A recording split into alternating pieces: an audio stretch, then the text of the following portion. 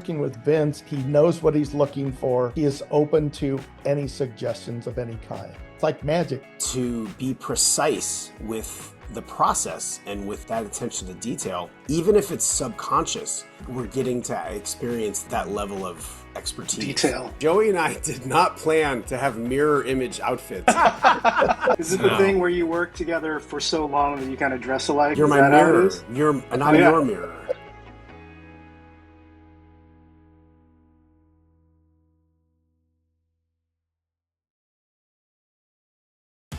Curious about creating high-quality YouTube videos? Enroll in video editing and production classes at Manhattan Edit Workshop to sharpen your skills and turn a hobby into a career. Start your journey to becoming a pro today. Hi, this is Josh Apter from Manhattan Edit Workshop. Welcome to episode 55 of Sight, Sound, and Story, behind the edit of Pluribus. Please like and subscribe and comment. Tell us the kinds of things you want to see in the future, and we will be sure to get on that because we love making stuff that you want to see. Tonight, we have an all-star team of editors. Skip Macdonald, ACE, Chris McCaleb, ACE, and Joey Liew. They have been behind the scenes and editing Vince Gilligan's shows for about 20 years now. And so if you've watched any of them, you've really seen things that they've been central in sort of delivering on that emotion, on that tension of Breaking Bad, Better Call Saul, and Pluribus, which we're going to talk about tonight. I could not be more excited to have this event. What a great conversation that this is going to be. So without further ado, I want to thank Filmmaker You, American Cinema Editors, Edit Stock. I want to thank Jason Banke and Janet Dalton from Manhattan Edit Workshop for doing all the heavy lifting and making my job very, very easy. And without further ado, Sight, Sound, and Story, behind the edit of Pluribus. All right. Hi, Joey, Chris, Skip. Thank you so much for joining us for Sight, Sound, and Story today. How are you guys doing? Great. Good. Early in the morning where you are, 9 o'clock LA time. Well, actually, you're not all in LA. Where are you coming from? I'm outside of LA. I'm out in a place called Ridgecrest, out by Death Valley. Whoa. Very nice. I'm in LA. I'm Sherman Oaks. Joey, Same here. Oaks of Sherman. Okay. Not Sherman Oaks though, but just east of Pasadena. So. All right. Well, thank you for joining me. It's early for you, not so much for me. I've been doing a lot. I'm a big fan of all of your work, which is great. Sometimes I don't really know the people's work that I'm talking to, and here it's sort of like what not to talk about, just because you've been part of the conversation in terms of this kind of, I don't want to call it prestige TV. I think that's too narrow of a definition, but, this kind of work has been since, Breaking Bad, even before, but Breaking Bad really defined certain things, that this isn't going on since what? How long ago was that show? 2008? 2007. Yeah. So, I really want to talk about, because everybody's sort of origin story is different. And part of these talks are for people who are breaking into the industry and getting, trying to figure out where their place is in it. So it's also nonlinear, such as editing can be. And, we can talk about anything at any time, but I always like to open the conversation with a little bit about how you guys got started. Skip, you go back to Heaven's Gate. Is that possible? Sorry to say, yes, it is. But you were doing, so back in that you were doing, I have this all written down, and of course now I can't see because it's all on here. You were an assistant sound editor back then. Yes, doing sound work on Heaven's Gate. Yeah, and so I guess where did you start where you're saying like, I'm interested in movies and I want to be involved in them in this capacity? I've been interested for a long time. My dad was an editor, so I kind of would go into the office with him sometimes when I had time or when he had the free time. And so I just kind of followed in his footsteps, and I was able to get in through a friend of my dad's that was in the sound teams. So I started that way. I started out on a really low budget movie. I don't know how low budget, but it was called The Great American Success Story, that had Jeff Bridges and Bianca Jagger. That was my first project. Okay, but you're West Coast, born, raised, and right. This is like yes. Because, there's a similar trajectory. I'm sure about Sound One in New York City, and so many editors that we talked to came up the ranks doing sound editing and then assistant editing. And so that apprentice experience is not coast specific, but it sounds like that's Right. what you did. Yeah. Yeah. And that was the thing when Um, I started out, they did have a big apprentice program. So I was able to get in that way and learn as you go. yeah. So were there people that guided your development, as you moved up from sound to assistant to editor? Yes. I mean, along the way, the first guy I worked with, James Klinger, was a real big influence on the ethics of working, give it your all and just really focus on things and get it done. So he was really good he was my sound mentor. So I worked with him, you know, and he was doing everything. We walked Foley, we supervised the ADR, we did the whole gamut of everything with the sound. And then when I transferred over into film, all the different various editors I worked with would always guide me and help me and teach me to cut. No, that's great. I mean, I've also heard stories where like you're such a good assistant that the editor doesn't want to let you go. They want to see you sort of develop.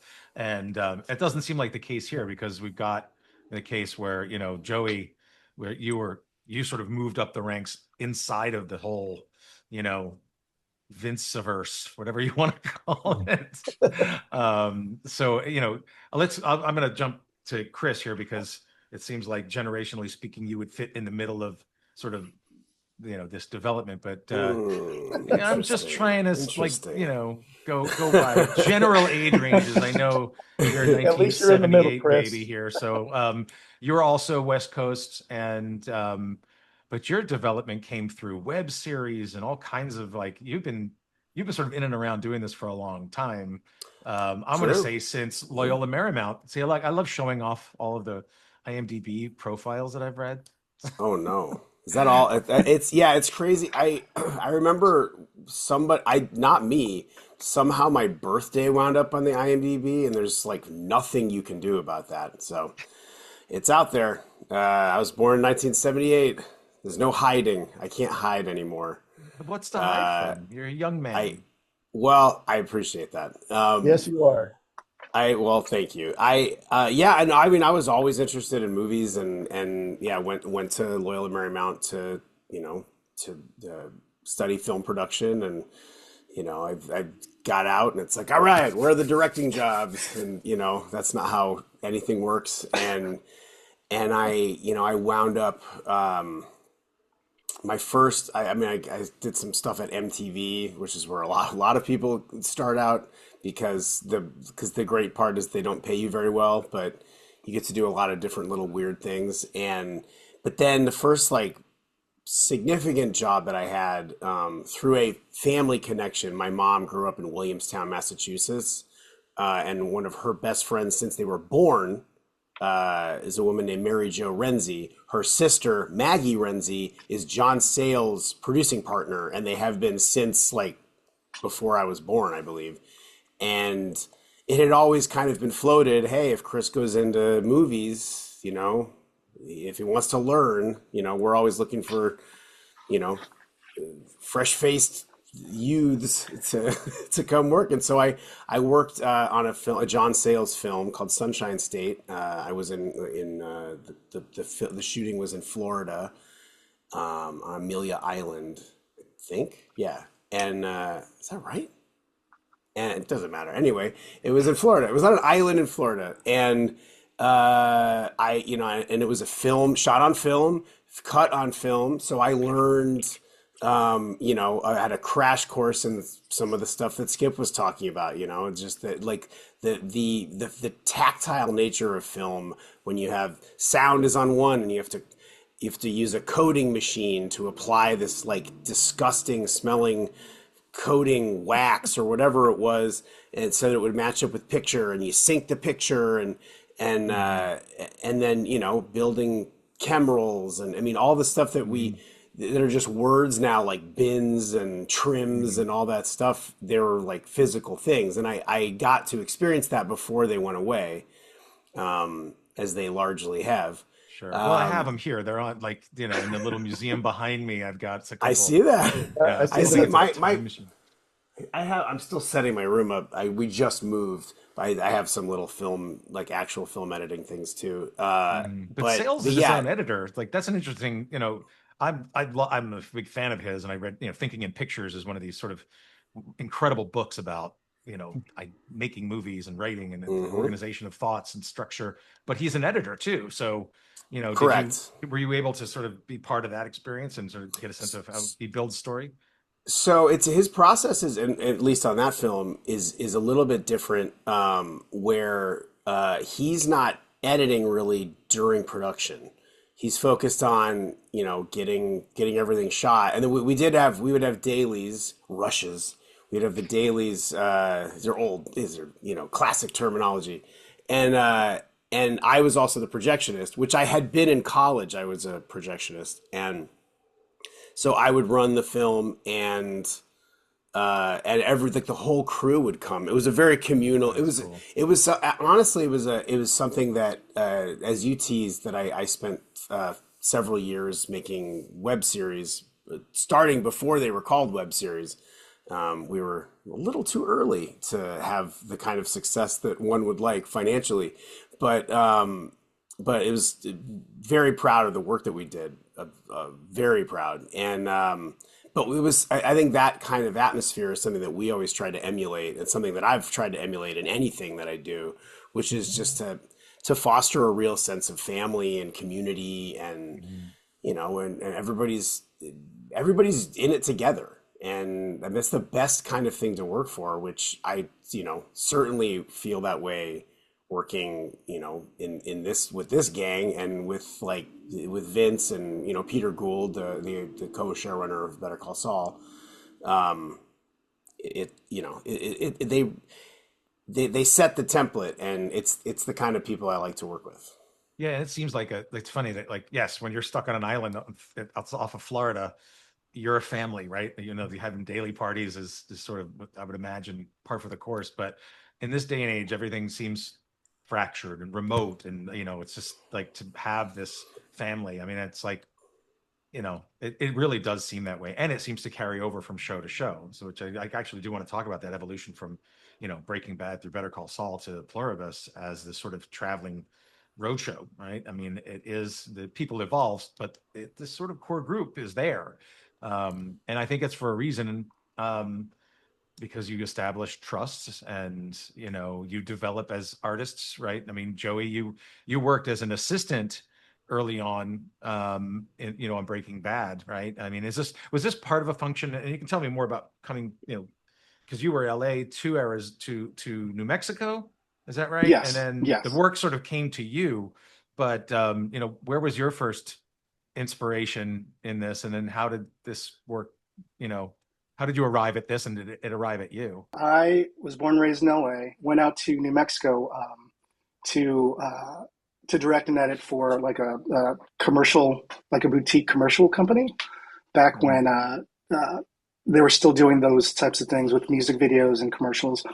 And that company kind of went under, and I was not stuck in New Mexico, but there was an opportunity to cut a lifestyle show out in New Mexico for KOB TV called Good Day New Mexico. So I was doing post production there, more on the broadcasting side. And then I had a friend who kind of got me into, because the incentives were a big part of production there, obviously. And so I got him on film production, on more of the production side. Um, and I think Crash season 2 with Dennis Hopper and In Plain Sight were the first shows that I got to production assist on, and I was mainly in the office. And from there, interviewed for Breaking Bad, and came in as an office PA, and then was an exec producer's assistant. Did clearances for Breaking Bad for, I don't know, 6 months or so, and then yeah, that's how I kind of got to know everyone more on the production side. And But then were you interested in editing even then, and said, oh look, yeah, can somebody, I'd love to learn this and transition into this oh yeah, department? oh yeah. So the reason why, I mean, through a connection from, I was doing I guess, local TV out here, back when they still had cable channels, doing more like court TV and going out and filming city council meetings here in LA. You know, more broadcast style stuff, obviously, but you know, going and you know, taping and then cutting. The graphics guy is the one who hooked me up with the commercial company out in New Mexico, in Santa Fe, and so went out there, and yeah, uh, I've always been interested in editing. You got started assistant editing on Breaking Bad, right? Mm, You were AE on, what were you? Hold on a second. Like I said, I got all my notes, and then I had this weird thing with my sure. microphone. I was But kind of all over. I was kind of all over the place. So I okay. to get my days and Bad Choice Road oh yeah, was something that you worked on with Chris, right? Am I getting yes, this? Okay, because yes, yes. I think I've watched the whole series maybe 3 times now, because as my kids get older, I get to watch it. So, you know, Oh, that's fun. what was it like? Well, you see, it's funny thing is, it's a dense show, as obviously you know. You learn new things when you watch it, and yes, the surprise of the first time isn't there, but when you're not using that part of your brain to catch up with the material, or comprehend or unwind things, you're able to look at it. I don't know. Your mind can relax into it, and you can see other things or other connections that reveal themselves to you. That's why I think it stands the test of multiple viewings. I mean, I know people who have watched it more than that, but thank God I only have 3 kids, so I don't have to watch it more than others. But so, Chris, you worked with Joey and co-edited that episode, or were So you? yeah, He's an Joey assistant to was you. he was my assistant at that point, and then yeah, we co-edited that. The Joey was actually Peter Gould's. I'll step in for you, Joey. I'll tell your Sure, yeah, story. I'm yeah. gonna edit explain your history.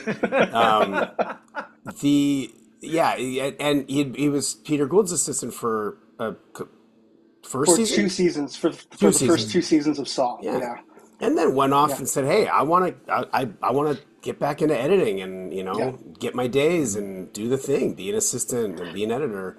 And Peter totally respected that, and so he went off, got his days, and got into the world. And then I think it was at Perpetual Grace Limited. Is that Yeah, I Perpetual found Grace. myself in need of an assistant editor, and Joey was in the union and ready to go, and so we started working together. And then he came with me when I came back to Better Call Saul in season 5 Season Yeah, of five, Better Call yeah. Saul. you guys got to cut Nippy together. One of the That's in the last like season. Yeah, that's in You the know, last season. and you made me think of something, Josh, that the camaraderie and the how disparate things are and how remote things are. When we did that last season of Better Call Saul, that was like post COVID, but like just post COVID, like just post like the existence of vaccines and stuff. And Mm. I think the studio assumed, well, obviously everybody's going to want to work remotely, and with almost no exception, we all said no. We want to work in the office, like, Hmm. and and we, they figured out a way for us to do it. We all, it was different. We didn't get to sit around in the lunchroom, and it was a totally different thing Your with office was the COVID. But lunchroom, I believe. that's true. Yeah, Yes, we all had because we to. had Yeah, to. we had to shift around, and so I went from a dark, windowless cave to the lunchroom, which was a conference room that was like all windows, Yeah. which any editor would know is like that's also not ideal. I mean, it's nice to have some access to the sun just for your mental health, but Yeah. I having too much makes it, you're just fighting sun and blocking it, and and yeah. But now, because we're still in the same offices, I'm right back to my dark windowless cave. It's great. It's a nocturnal existence I live. Yeah. Well, it's, you can go up and go to the bathroom if you need a window, Yeah. right? Like, And you got the light box too, Chris. That's true. I made it's like a fake window it's a light box that I use the Philips Hue system, and it's on a wall just out of my peripheral vision, and I have light being, natural like light, and so it feels like a window. Okay. Maybe my Wow. mental health isn't as good as I think it is. I mean, you're I in a need light help. room Please now. help. Yeah, wait, is this real? Yes. So, Skip, I'm going to go since you've got the sort of the longest history with the Vince. I call it Vinceverse. I don't know why. I don't think that's actually a word, but you know what I'm Yeah, talking about. yeah. But you seems like you're cutting many episodes, but often the first and last. All right. I mean, congratulations. You won an Emmy for the finale of Breaking Bad. Yes. I don't know why you didn't bring it with you so you could put it behind you in this interview. I would have a separate rolly bag for it if I was traveling. But I'll keep that in mind next time. I'll send you something. I got extras for the awards that I haven't won. But I'm interested to know, like, you're getting involved here in this sort of post anti-hero. I don't want to know how influenced it is or all of it is by The Sopranos, but knowing that you're on something here that's really striking a chord with people, so much so that it develops into this long, very popular show, into a spinoff that is I'd say as popular in its own way. Some people prefer that show. What was it about? Because let's call it, like, you're the sort of the earliest member of this team that we're talking about here, this Mhm. group. Um, what was it like to sort of establish the aesthetic of the show and join this team?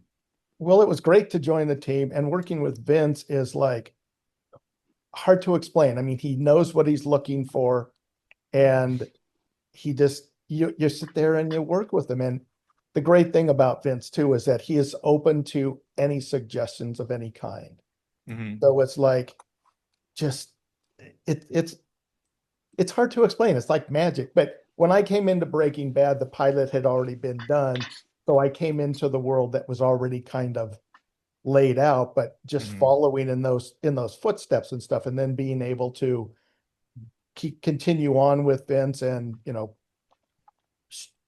like you said too, we evolve over the time. So our tastes, our choices and stuff evolve. And I think like Chris and Joey both, we've worked with Vince and we see how his choices evolve. He's got a pretty standard way of doing things, but he's always evolving too. And it's really Vince is one of the few people I can say is like an actual true filmmaker. I mean, when we cut stuff, we don't add music in. He wants to get the picture right first. And to me, there aren't many people out there that want to do that. They're all good filmmakers and everything, but Vince is like old school filmmaker. He really knows what he wants and he goes and he gets it. And we all work above and beyond to get Vince what he wants. Even if something doesn't feel like it's going to work or we don't have the pieces, we twist and turn the film to make it work for Vince because he's that kind of a person. You want to do anything and everything you can. Hmm. And to be along for the ride since Breaking Bad through Better Call Saul and into Pluribus has been amazing. I Right. wouldn't trade it for anything. And it's as you probably can tell, it's made my career. Yeah, but it's a large part of your career. I did see that it starts sort of in features and then moves to television. I think Buffy was like sort of like a big breakout series for Yes. you. But Yeah. yes, this has dominated the last almost 20 years of 20 your years. creative life. But it's Yes. also like watching it start and evolve and then break, Saul as a statement is sort of, I don't want to call it more refined, but it's different. And Yeah. it's not slower paced, but it's about different a different thing in that universe. And then Pluribus is even more like I was trying to think about this. I remember when I watched a couple things. I watched heard something and heard something that made me think about watching him evolve. One was Age of Innocence, and I was really felt very betrayed by Martin Scorsese the first time I saw that film. I'm like, where'd he go? It's like not him. And I went and saw it again, and I'm like, no, no, no, he's totally there. He's allowed to do new things. He's allowed to adapt to the material and evolve. And I was just like, no, I want more Goodfellas, right? Yeah. So it's like just because an artist is growing doesn't mean it's like, sometimes it is a challenge for an audience. Yeah. And I will say Pluribus is a different show. It's a different feeling. It's a different pace. I'll also just anecdotally say that. Anybody here a Wilco fan? The band? No? Yes. Sure. This won't make sense if you don't. But I was very upset by Summer Teeth because I loved their sort of alt country vibe that they were going with in their first two albums. And I'm like, what is this departure? And then it's now my favorite of all of their work because it's an experiment, because it's something new. And I think Pluribus is, it really is trying. I'm jumping around because I do want to talk about other things prior to this, but it's a different statement about Yeah. different things, and it's so wildly different that I think like my initial reaction is like, wait, where's the scheming, where's the heist sequences, where you're looking in the wrong place. What I guess I can jump, this is an open question, like what was sort of like your first meetings, your mission statements, like here's what we're going for, and how did you develop that over the first couple episodes? Yeah, well, I mean, it was like the thing is the first one's so different from everything else. Yeah. It's the setup of how everything was going to, where things were going to go. But we did have a lot of talks and conversations about when the event happened, how things were going to change. There were no vehicles, there were no planes, everything was just quiet, nobody talked. So we had to be very careful with our sound work and our cleanup and stuff of what we could portray there. And it was just, how do I work? Go ahead, Chris or Joey, jump in if you guys have something. What I'll say, because like you're saying, it is different, and the pace of the show is very deliberate, and it's about, in many ways, it's seemingly focused on smaller things, even though it's this global it's the biggest phenomenon thing in the world, right? Exactly. And yet we're focused on the the like, what would it actually be like if you were one of the only people who was not a part of this? And what I think the common thread that you see across all of those series is besides the just like the attention to detail in filmmaking, is a real interest and fascination with process. It's something Vince talks about a lot. It's something, the other writers, producers, Gordon, Jen, everybody, we talk about process and being interested in how things actually happen and how things unfold. And I think a shining example of that is something that I just don't think you would ever see in any other show or even movie, is in episode 2 of Pluribus, when Zosha fires up the engines of that airplane. And we see all, for each engine, one by one, start up, and it's one part of your brain may be thinking, why are we seeing this? And then the other part is, well, what it conveys to you, even if you're not thinking about it in that moment, is that she's an expert, that this is just how it is. She knows the process. She's a part of the process because in that moment she is every pilot who's ever lived and ever existed. She has all of that knowledge. And so to be precise with the process and with just that attention to detail, even if it's subconscious, we're getting to experience that that level of expertise, detail. And exactly. And so we just know inherently, that this is all, it gives you a comfort that maybe you're not even aware of, I think. Right. But at the point that's episode 2, you don't know that they're a collective yet, right? I watched it when it aired and I didn't rewatch it for this, but like, I think that's part of the storytelling, is like, this person who does not look like a pilot knows exactly everything they need to do to fly this plane. And it's sort of unfolding for you, instead of being told this and it becomes clearer later, you're experiencing it. And that's why that precision works, because you're like, this doesn't make sense unless, right? And it starts to sort of unfold, right? But I don't think in episode 2 you know enough of that yet, right? No, but you'll learn a little bit at the end of 1 when the guy's talking. He calls we are us, right? We are us. So it's like, it doesn't straight tell you that they're all of the hive mind, but there is that little hint of it there. We have a clip actually of the excavator dropping.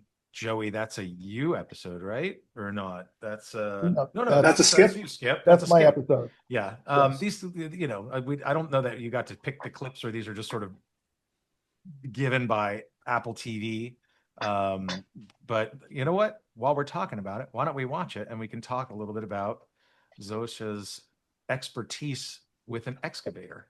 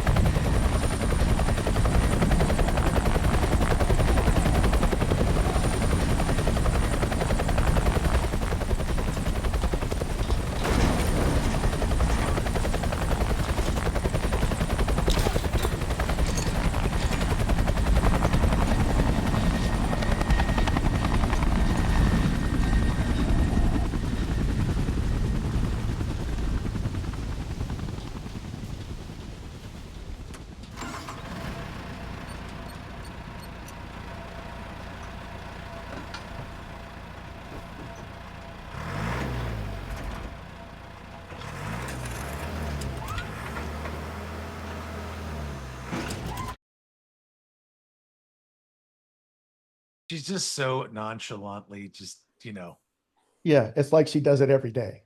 well, she does, Yes, but as but someone she else, has. right? She has, exactly. That was when she's trying to bury her partner, right? Was happening prior to Yes. that. Yeah, Yeah. because it's Ria's face does so much more than most people's entire bodies do. It's like so incredible just to watch her. I think even one of you guys mentioned her micro expressions are just really speak volumes. So she's a good person to lean on. But so talk about this as episode 2, because you're getting into the rhythm. You said episode 1 is more of like, I want to call it an action movie, but it does have a lot to do. Here now we're sort of establishing the pace. Yeah, the pace and the world that these people are now living in. Mhm. And as we see, they were standing by and had that ready. So when she said, yeah, let's do this, it immediately shows up. It wasn't like we have to wait. It showed up immediately. And as you see, it sets down. She walks over, she jumps in and just continues her work like she does that all the time. Somebody else does, but they're capable to do anything and everything. Too, as you say in episode 2, the young boy, he can do whatever he needs to do also. They have the minds and capability of doing anything and everything. And a TGI Fridays employee able to fly a plane, That's right. in her flare. I was gonna say, like in this scene too, it was interesting because of the amount of downwash, I guess is what they call it, that the helicopter does. The actors couldn't be there, so they had stunt people there. And then when they brought the actors in, they had to recreate the wind and make it all feel like they were there. So that was a challenge getting all those pieces together too. In terms of like, I feel like the pacing of the show in general, and this no exception here, it is almost, it's not real time, but you go to great lengths to make it feel real time. It's like in the interest of plausibility. I feel like there's something very grounded in the way this thing lays itself out. It's never in a hurry. It's never like, even when in Got Milk, like how many times do we hear Hamlin's outgoing message in its entirety? When of course no show in its right mind would repeat. Whatever. Yeah. Right. But it does it, and it does it almost proudly to say like, this is how it would sound. This is the experience that she would be going through. But like, okay, so you all laugh like, when that's gonna happen, are you like, really? That's or do you say like, no, I guess I didn't get it. I'm laughing that you called him Hamlin, which is funny. Patrick Fabian, yeah. Sorry. I think to me, yeah, it is. I mean, it's the it's the rule of comedy torture, where it's funny and then you're like, okay, and then you're like, gee, really? Every single time? And then it gets funny again.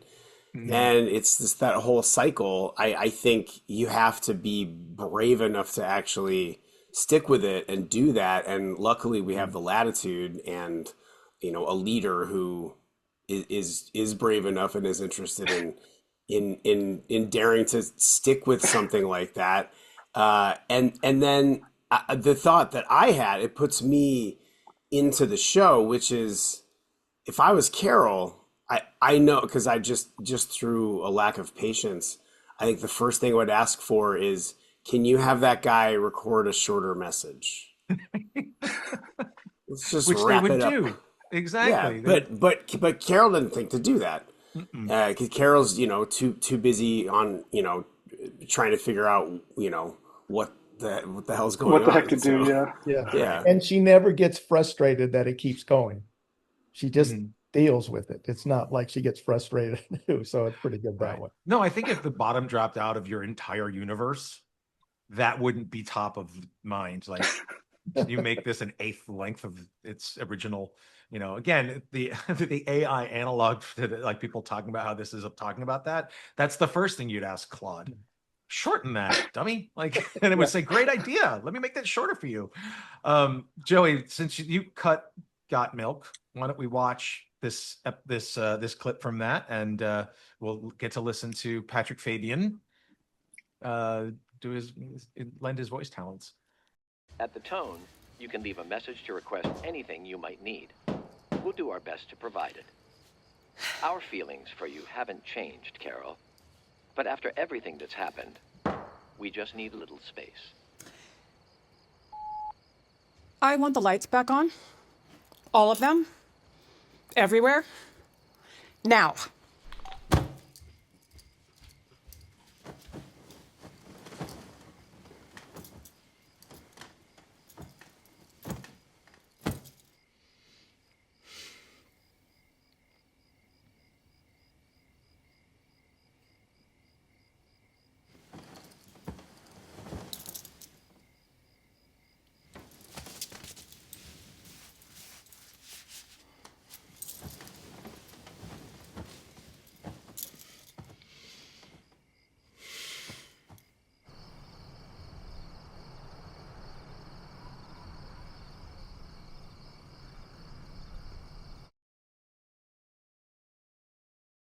I love her little anticipatory breath before the outgoing message is over.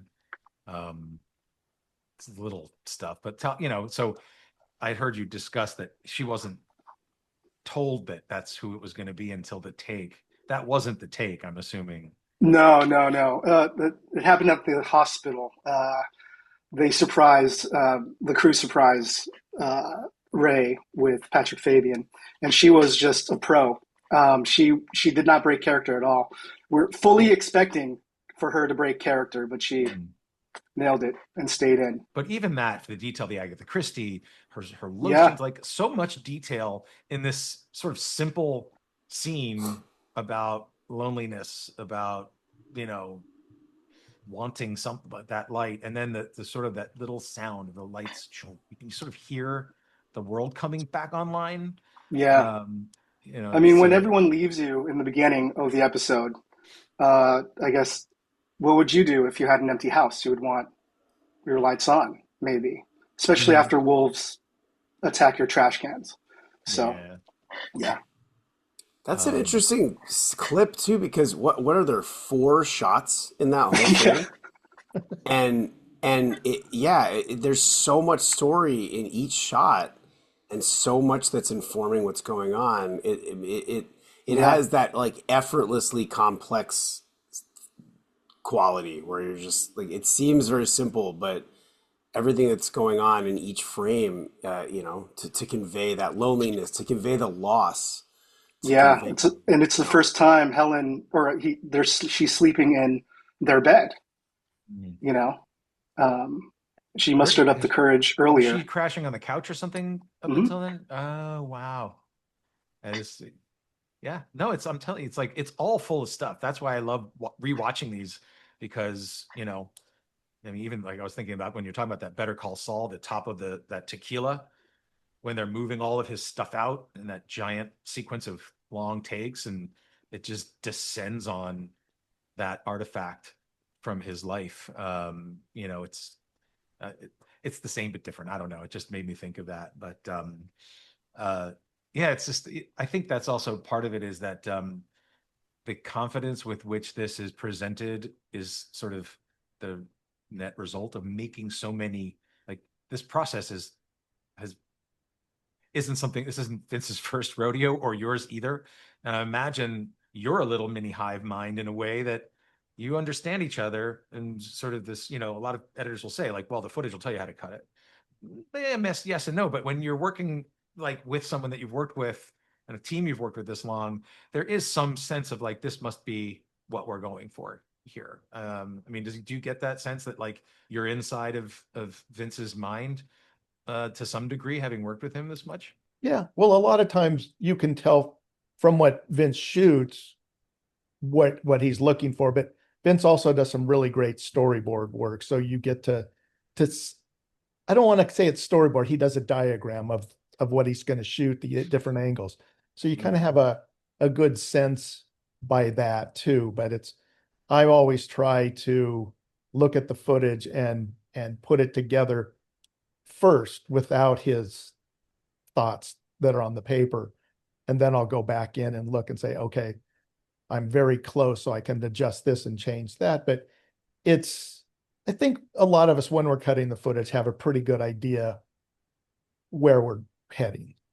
The first couple of episodes were tough because we were, one, trying to set the tone and to get a new style, not a new style, but the style of the show down, which took us a little while. So Chris, The Gap. Yes. Is that? Oh yeah. Is that what we're watching? I think so. The fireworks. Oh yeah, yes. When choosing clips, there's a real like length. You don't want to have something that's too long, and some of the stuff that are my favorite parts would be way too long and unwieldy as clips. Yeah. Well, we didn't get to choose them. So this one, I like this one though. I mean, I remember watching it the first time and being like, this can't happen, right? Is this going to happen? This can't happen, right? So let's watch our third clip.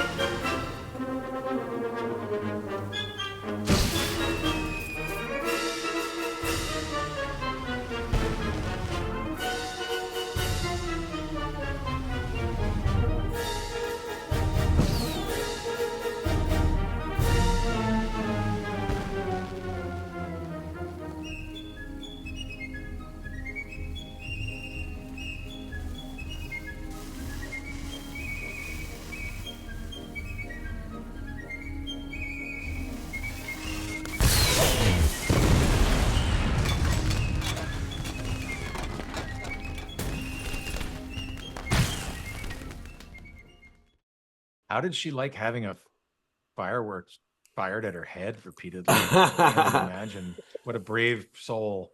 I mean, so what's crazy is the over the looking down onto it when the thing flies by. That is real. It's not a real firework, and it's also not Ray Seahorn. It's her stunt double. But that they did, it was on a cable. They had a projectile that whizzes by, and then on the flip side of it, they did shoot that explosion practically. And it all, it's a composite shot, but they shot it all, at the same time, to be able to, really, have it feel real, which, it is. They really blew that house up like that. So it's true. She wasn't sitting in the foreground of the shot. You're saying it was a composite. That wasn't her. Yes, but she was sitting there. They shot her part of it, and then, and then like, all right, let's get her out of there and a little bit further away from the house, just in case. And shot it from the same angle, locked off camera. I love the different colored play of light on her and darkness on her while she's breathing, while she's watching, while she's surrendering. There's something really like, did you decide like this requires this much back and forth, or hanging on her until this amount of that decision is made? Like what part of that is your process? For me, in that scene especially, I wanted to hang in her as long as we could possibly tolerate, because it's everything is in her face. Just, she's been alone for 40 something days or whatever it is, and she's kind of lost her mind a little bit, and she's not singing anymore. She's just quiet, alone, living this like isolated existence. And the resignation that you see, where she's basically just like, you know what, if this thing kills me, it kills me, honestly, like let's the end. And you see that without a word being said, and you feel it, and that so much of that is about being able to be in her face as much as you can. And she's just, we're very lucky that we have such phenomenal actors in all of these shows. In particular, Ray, she is just, there's just nobody like her. And she's one of the nicest people in the world. So it's a real, she's a gift, honestly. And as an editor, there's not a bad take. So you have the other problem, which is having to choose the best of good things. Exactly. So you're never fixing her performance. You're like almost dancing with her. Like it's like you're collaborating on her performance together, because she's only giving you good pieces. So well, and she's also, you guys could all speak to this, like a lot of it is castaway, right? It's her. It's just, that's it. You're cut from her to her to her to, like, there's sort of not a ton, but she manages. Somebody said something about an actor, like I could watch them do laundry for 2.5 hours, right? Like just they're that interesting to look at. But what's it like to sort of occupy that space with her for such a long time? I love it. I getting, anytime we get dailies, it's really just, it's a pleasure getting to watch the dailies. Maybe it was a little harder for Skip in episode 2 with that lunch scene with the 20 however, like so much footage, so many angles, so many characters. That is, talk about complex. When what seems effortlessly complex, that seems that you could teach a whole class with that scene, really. Yeah, but that was a big scene, and you could have stayed on her the whole time just because of how she is, but we can't for those reasons. But everybody was giving it their best that day, and it was just an embarrassment, like you said, an embarrassment of riches, trying to pick which pieces to use for what. It just that one took some time. That was an effort to put together, but a fun effort, because the performances were great. You couldn't pick a bad piece. It was just a matter of where to be. And even like the extras, when they were talking and the one guy was like, yes, cheers to not killing any bugs or whatever that it was. But it's just all these people were so in tune to things and giving little moments and stuff. That was just quite an exceptional scene to work with. No, and it's an opportunity, like, this is, it's horrifying and funny at the same time, that this is what we get. This is the decision we're all making as humanity here. Like, right. Like I guess I'm to make sure that's the scene where none of them want to figure out how to undo this. Right. For their own reasons. Yeah. Right. Carol's the only one pushing to change it, because they're all going, what's wrong? It's perfect. Yeah. We have everything we want. They do anything they want for us. Yeah. And there's no war, and there's really no problem. And even someone like Lakshmi, she's got her family with her, who she still identifies as her family. You know, her son, who, like as you said, he could be a gynecologist, he could be a, you know, open heart surgeon, but he's Yeah. a little boy. I know, and it's like I joked. I used to call the show Plausibus because it's so plausible. So like, but like, you make this sort of bizarre world feel rooted. Yeah. You know, that's what part of the way that you, I think, all as filmmakers are presenting it, it really helps to sort of like make sense of that, because it doesn't, right? I mean, it just does. It's like it's bizarro world. Yeah. So, well, it also leaves the door open, obviously, very clearly for season 2. Um, I'm sure you don't know anything about it, and you're certainly not at liberty to say anything about it. But do they You know save the what? world? It's actually, I don't know how you guys felt, but we were terrible people to watch the show with, because we actually did know where the season was going, and people had all these crazy theories and some good theories, and you know, all we could say is like, "Ooh, interesting, interesting, okay." But now we're on the other side of that, where we don't know what's happening. I mean, I think we have some vague ideas from just conversations that we had, but it's kind of exciting to be back in the position of being like a viewer or a fan of the show, or of the storytelling of the show, because you know, at a certain point we'll get outlines to see what Yeah. happens next, and that then the outlines, all the way from Breaking Bad, and it continues through Better Call Saul and Pluribus. Even the outlines are incredible documents that are a joy to read. Yeah. That's our first viewing, or the outlines. And it's Right. for you, like when you watch the show, that's how it is for us. It's really great. Yeah. It's a great treat. Well, I guess not only having the experience of being an audience to it in that sense, but to be crafting what you all hope to be, what other people's experience of it will be.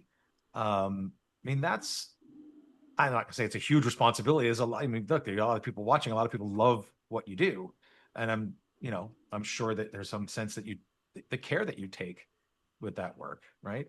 Yes. To honor. You guys are just cashing checks, aren't you?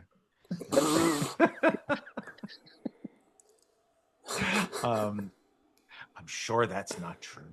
Yeah, editors one of the few positions in that particular. Well, I don't know how cinematographers work, but I remember talking to some directors who were shocked that there aren't any kind of residuals for editors, that there's no participation in the success of something, beyond, the having participated in it, but just financially, it's not a complaint, just an observation. An observation, exactly. Well, you said it here, and let's all go to MPEG and start, And push for it.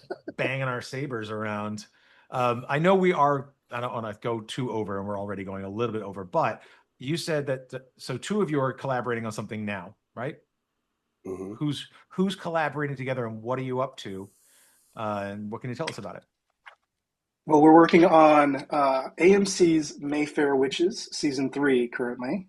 Myself and Chris. AMC's Anne Rice's Mayfair Witches. And Rice's, yes, on AMC. And Rice's That's Mayfair correct. Witches season 3. Yeah. Okay, and you guys are already on board with season 2 of Pluribus. I mean, is that even in development? You haven't seen an outline yet, so They're writing. Yeah. We know that they're writing. We actually, some of us saw them this past weekend. There was an event at Paley Fest, the kind of television festival that they do here in Hollywood, and a bunch of the cast, and Gordon Smith, who directed 3 of the episodes and co-wrote 2 of them. And Jen Carroll, who was a producer and a writer. They did a panel, so they're writing. And that much I know. I know that they're writing, and I know that their event. We will eventually be shooting again, and then editing again. But yeah, we don't have. I wish that we had a timeline. Wouldn't that be great? Yeah. It would be nice to know. Yeah. And it Yeah, also would be but nice to know that I don't have to rewatch the entire first season. Like I had to rewatch Severance to understand Severance. Like, and now I'm gonna have to go and watch 2 seasons of Severance to like. That's part of the issue is the amount of time it takes to, you know, I mean, we did it with movies. That's a funny thing. You'd wait 2.5 years. You're like, I don't know. Yeah. Empire Strikes Back came out, like you just remembered it. And 3 years. So you And you couldn't rewatch it.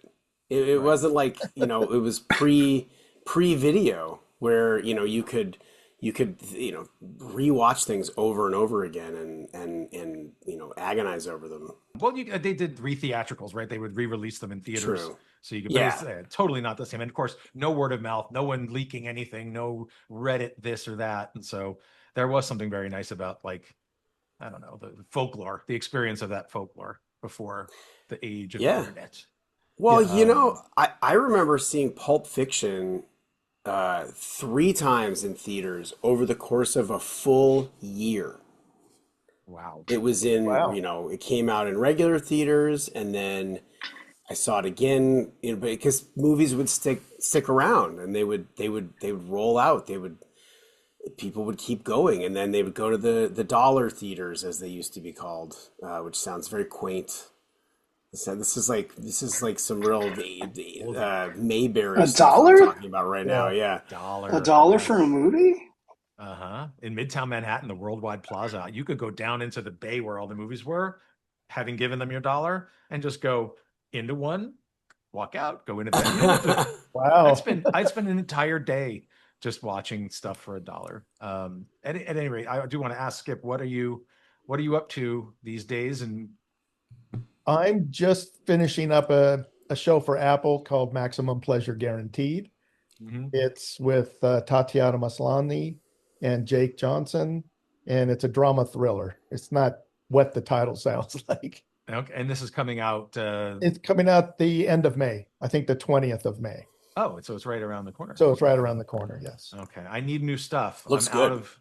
Yeah, I'm excited to. I'm gonna go check that out. Well, actually, now that Hacks is coming back, You have something to watch until May. Well, it's funny. We power watched Atlanta with my son who hadn't seen it. And I was really like, we have to watch this. So I watched it for the second time, but we devoured it. I mean, it was like he could not get enough of that show. And now we're out, and there's just nothing to watch. But I do want to say thank you to all of you. I did want to mention also, though, just Chris, because you are doing a podcast about DVD extras, and my favorite one in the world is the Limey Extra. I've listened to that, and I love the fight they get into in the middle of that. It's unbelievable. So if you all don't know, it's the best commentary. With one of my best friends, Oliver Scott, we do a podcast called Commentarily Legal, like the phrase barely legal, but commentarily legal. It's an impossible title to spell. Or monetize.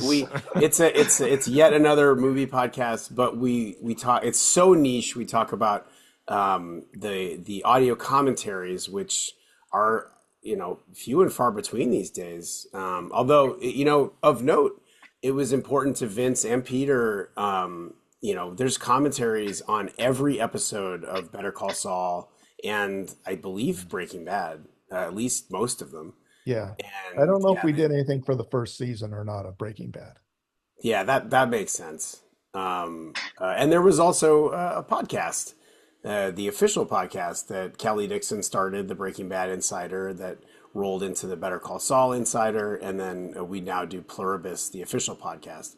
But yes, that's a great shout out to we actually just put out our 5th episode of Commentarily Legal about the infamous drunken commentary for the movie Cannibal the Musical, which is Trey Parker or Matt Stone, which is a genuinely insane experience to listen to their commentary, because eventually they get so drunk they forget that they're recording a commentary and they're just lining up what they're going to do the rest of the night. Like debauchery. It's crazy. It's crazy that they've left it. It's still on the discs. They every time they put it out again, it's still there. And yeah, I'm sure what do they care? I mean, it's great because it is its own. Like, it seems on brand. Honestly, it is. for Very them. much. But and you've been doing podcasts. Like that. Funny thing is, I was sort of like, the bar is set pretty high here because you know what you're doing, and you're going to be like, "What's this joker? Can't get his microphone connected." No, that's hilarious. Not at That's very all. funny. All right. Well, I really appreciate your guys' time. There was a lot more that I wanted to get to. Unfortunately, I'm Oh, not no. gonna. I know, but we'll do it again when season 2 comes out. Because you know, you seem very friendly, and maybe you'll all get off and be like, "We're never coming back, this guy." But I would love to talk to you again. Hopefully, we don't wait as long as Pluribus season 2, but maybe if they get it on the stick, they can get that thing out the next year or two. But again, Skip, Joey, Chris, thank you so much for your time, for Yeah, the stuff thank that you you. make too, because Thank you you. really are like, you're very welcome. You're Yeah. really part of the experience. I mean, really, like storytelling right now, it's hard to have that conversation without the work that you guys do. So thanks.